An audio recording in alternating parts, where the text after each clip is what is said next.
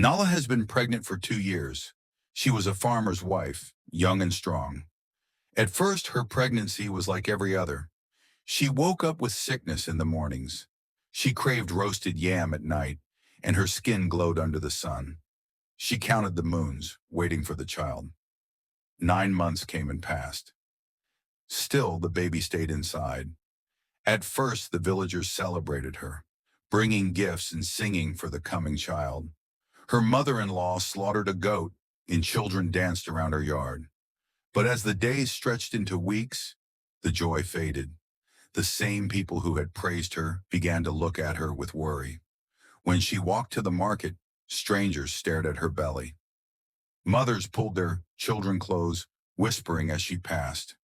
Seasons changed. When the rains came, Nala struggled to bend and plant yams beside her husband.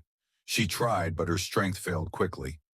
During harvest, she could only sit and watch, ashamed that she could not help. At night, when other women carried their babies on their backs to gatherings, she carried her burden still inside her heart aching with envy. There were times she thought the child had left her, for days would pass without a kick. Then suddenly the baby would move, sharp and strong, reminding her he was still there. This moment gave her hope. She told herself, this child is only waiting for his time. Some evenings, she joined the other women at the river to fetch water. They gossiped and laughed, but their voices always fell when they looked at her. One brave woman asked, how long will this child hide? Nala only smiled and said, as long as he needs. But inside, she carried fear like a shadow. Her husband begged her more than once to travel to the hospital in the nearby town. The midwife also urged her, warning that no pregnancy should last so long.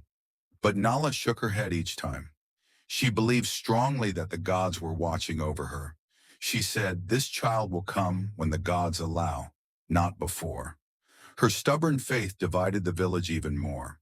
Some admired her courage, others called her foolish. It was during this time that the village chief sent word for her to visit the shrine. The priest examined her belly, muttering old chants. He sprinkled white chalk on her forehead and told her the gods were testing her patience. He said the child was not ordinary, but one who carried strength from the spirit world.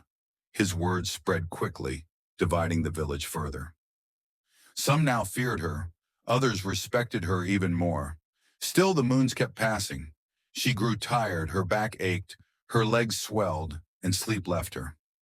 The women stopped visiting as often. Their laughter faded when they spoke of her.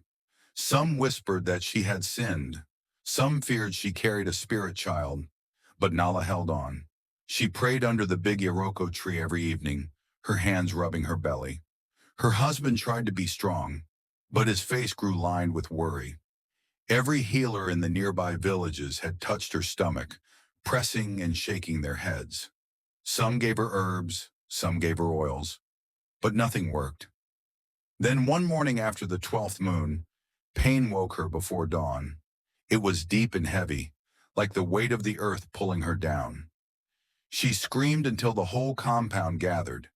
The midwife rushed in, her old hands steady and firm. Hours passed. The sun climbed and fell. Finally, as the moon rose, a cry broke the silence. Nala's baby came at last, a boy strong and alive, with a loud voice that filled the room.